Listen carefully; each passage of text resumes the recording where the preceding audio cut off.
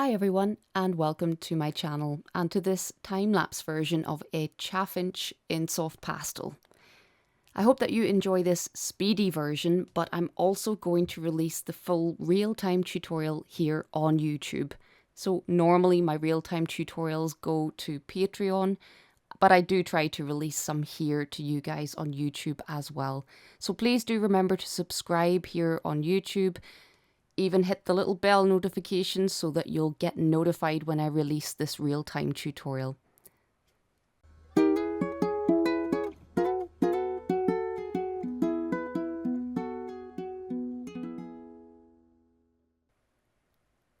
I've been really enjoying painting birds recently. In the last couple of years, I think I've painted more birds than I have in my entire life. And I've been on a run of little garden birds with a robin and a sparrow and now this little chaffinch. So this time I'm working on the brown colour of pastel matte paper. I've kept it the same size as my previous little bird painting of the sparrow at 8 by 10 inches, so it's quite a small little painting. And the first part of the process, as always for me, is to tackle the background. Now, after working on the sparrow painting with the hydrangea bushes surrounding it, I was a bit worn out from complicated backgrounds, so for this one I purposefully went through my photo references, searching for something a little bit more simple. And that's why I would like to release this tutorial here in real time, because this is one of those types of backgrounds that I love to create, and it doesn't take forever either. So this is a great type of background to use, whether it's a portrait of a person or a pet or wildlife. It's such a versatile type of background when you add that kind of out of focus, almost bokeh effect. So that will be the first part of the tutorial, showing you how to build up the background. And I like to do that before I paint the main subject so that all of the little edges on my main subject will sit nicely in front of this background.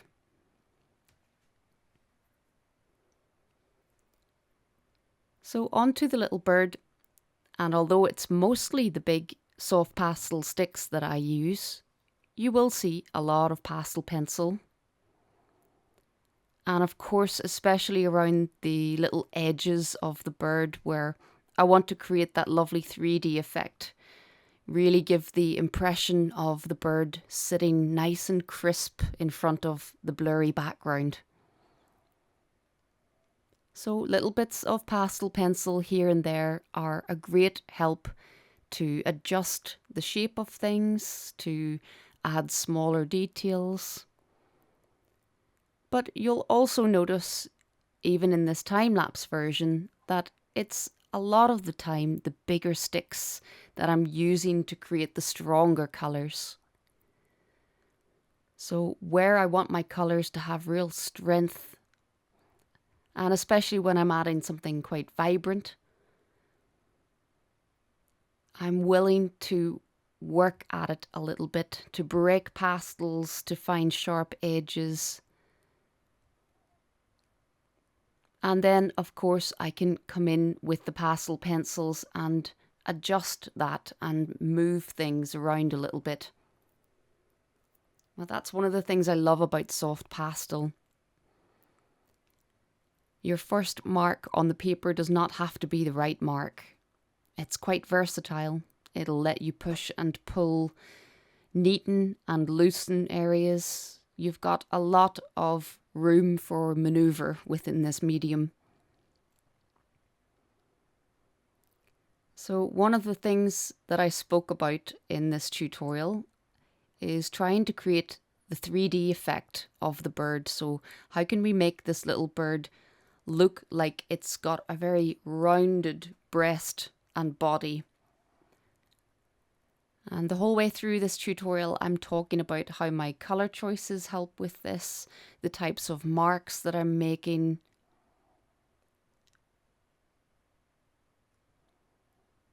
how I'm analysing the lighting in this image, I can see that the light is coming from the right of the bird, and that will affect all of my colour decisions within this painting.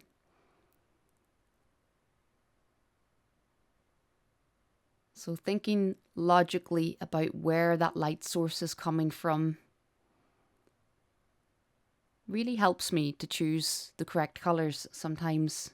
If I'm applying a bit of logic to why I can see a certain colour in the photo reference, it really helps me a lot. So you're always going to find bits of reflected light, reflected colour, no matter what the subject is. And it's those little extra details of colour that I'm always looking for, as they always bring an extra sense of the 3D form. So just working some of the little details on the wings. A chaffinch is such a beautiful colour. I really love the warmth of the bird, and then we get this contrast on the cooler parts of the bird as well. You can see that I'm bringing in purples and blues. So my colours that I'm using in the painting, they're not exactly what I can see in the photo reference. I think I've probably pushed things in a slightly more purple direction, for example.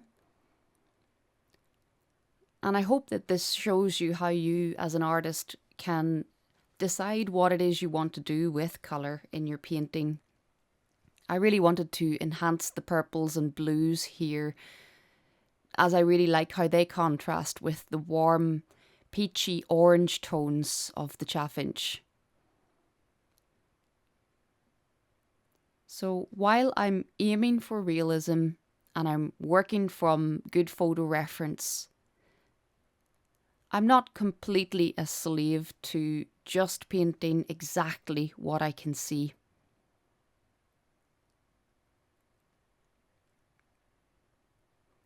So I really hope that you guys here on YouTube will enjoy the real-time series that's about to come from this.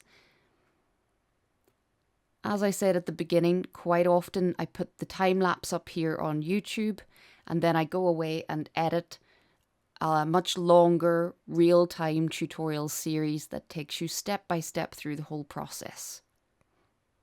Now, if you're new here on my YouTube channel, I've already got several of these real-time tutorial series available.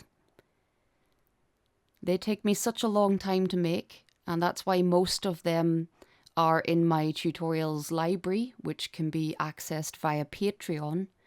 And you can have a look at my library before signing up if you'd like to see the many different types of tutorials that I have there. You'll find that at emmacolbertart.com/tutorials. But I do like to put as much as I can out on YouTube that is accessible for everyone. And I've painted so many little birds recently that I thought it would be nice to put one of these out here on YouTube. So this will be a really big thank you to everyone who has subscribed here on YouTube. I know that not everyone can afford to come and show me some support on my Patreon channel.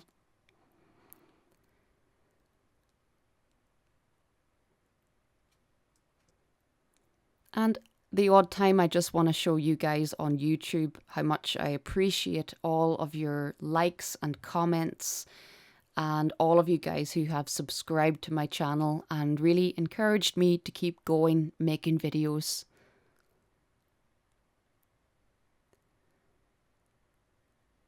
So I will get busy editing the real-time version of this. If you're watching this video when I've just released it, then the real-time tutorial will be coming soon. If you're watching this video much later, then do go and have a look in my playlists of real-time tutorials. This one will be in the wildlife playlist. And if you end up working along with me, if you paint this along with me, and if you're going to post it anywhere on social media, do tag me, as I would love to see how you get along.